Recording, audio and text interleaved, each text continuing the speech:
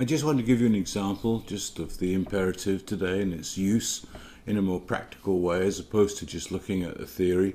And so what I've done is I've just taken an example out of the book by Paul Jackson, Devotions on the Greek New Testament. And it's an interesting little piece upon the Lord's Prayer in Matthew 6, verses 9 and 10.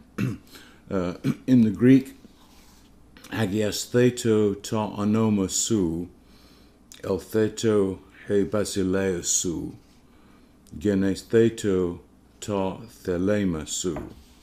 So you can see it's fairly straightforward there, apart from the three verbs that introduce the three sentences that we will be dealing with.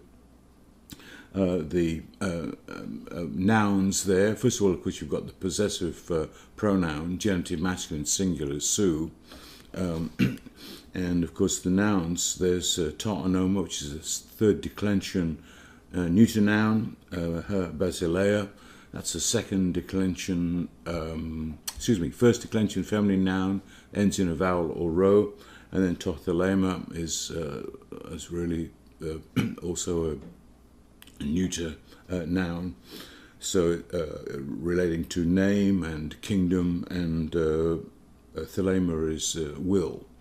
So therefore what you've got is the form of hagiadzo, which ends in a dental stem, so it's hagiad, and you can see that that drops out. Actually, a dental stem with a theta combines with a sigma that's put in there. So basically what you have here is an imperative, which is something like may your name be sanctified, or may your name be honored. Now, having said that, then we look at the form of it. Well, you see in mounts the different forms, and I've just put out really three forms here. Present active imperative, which the stem and then the endings. And once you learn the present active imperative, you really know all the different forms of the different stems of the different verbs. Lue, lueto, luete, luetosen, loose, let him loose, and so on. And then the aorist active imperative, luson, and then lusato, lusaste, lusatosen. And what we've got here, a aorist passive imperative with the theta.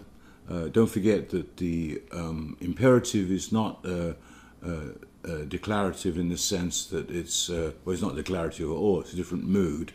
It's a mood of what? Of entreaty, excitation, petition, and so forth, rather than making a statement as the indicative.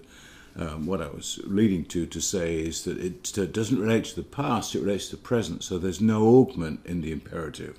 So that the aorist imperative, aorist passive imperative, is with that theta that's in there, that denotes the aorist passive form, luthete, lutheto, luthete, luthetosa. So here you can see the form then is, it's a third person singular, it's an aorist passive, and it's from hagiadzo. It's a dental, the stem ends in a delta, so therefore that combines with the following theta, the aorist passive stem. So the sigma is put in, so it's hagias theto, which is then may what? The name be honored. Totonoma is, that would be not accusative, but nominative there, or the name, may the name be honored. And then the next two verbs, as you can see, are really a deponent, erkomai, and then you've got the stem.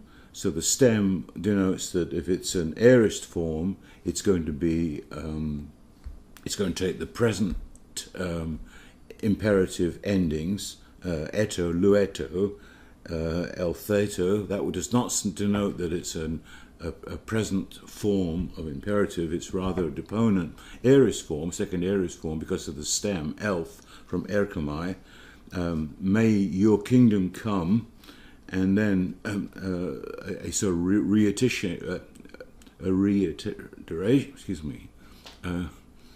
reiteration of then that form in the next verbal form, which is, ginomai means to be, to become, to happen, to exist, and so forth.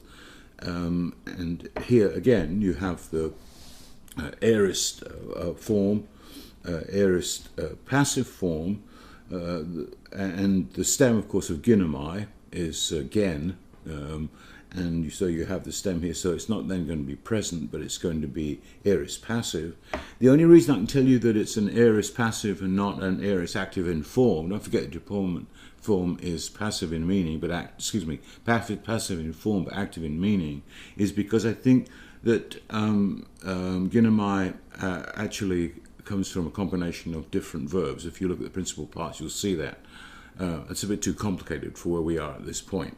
But you can see then that these three imperatives then donate the notion of the plea,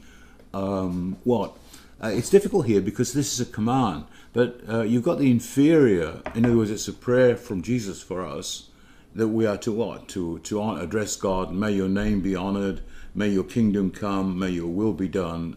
It's not being done in heaven, on earth as it is in heaven, but we want it to be done on the earth as it is in heaven.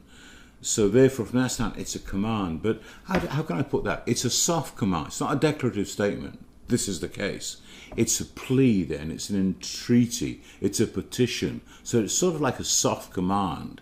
Not in that sense of may this be the case. This is what we want. May your name be honored. I'm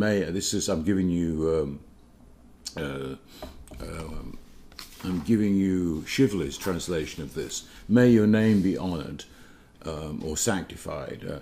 May your kingdom or reign, may it come. May your will be done. You can see then that it is a command, but it's a sort of soft command, entreaty. It's a petition. It's a request that's being made, which denotes then the notion of the imperative.